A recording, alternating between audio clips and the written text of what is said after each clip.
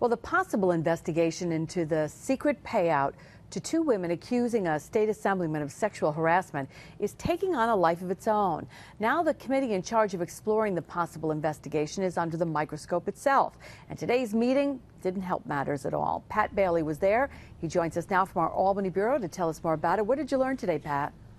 Well, Liz, the simple answer here is not much. For over an hour, commissioners went back and forth debating whether or not to hold today's meeting in private or in public. And with an influx of media staring them in the face, they compromised. The problem is they were very vague on what they did end up telling the public. And still tonight, the question remains: who, what, and why is there an investigation?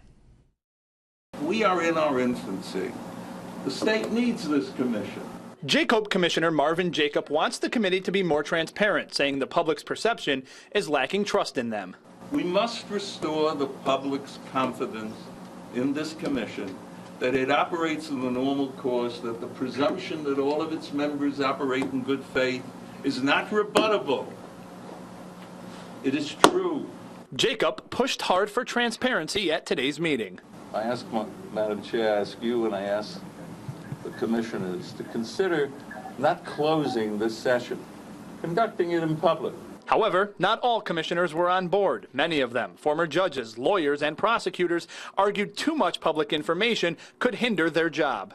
I can't imagine, as somebody who spent 10 years as an investigative prosecutor in the Manhattan DA's office, being able to conduct the kind of thorough investigation with integrity and without compromise when the public is a part of that process. So instead, they compromised, closing the door for an hour or so executive session. When they resumed, this is what they told the public. At our last meeting on September 7th, the Commission had a discussion about a generic process issue.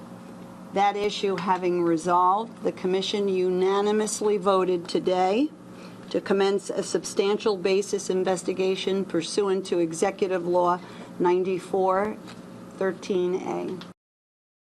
Now, we asked several people on the board today, including the chair herself, what investigation they were talking about, who it involved. Was it Assemblyman Vito Lopez? Was it Speaker Sheldon Silver? Everyone said they could not comment any further and that their statement today was, quote, quite clear. Liz? Pat, on Friday, the big story was that the Commissioner Ravi Batra resigned. I'm assuming he wasn't there today.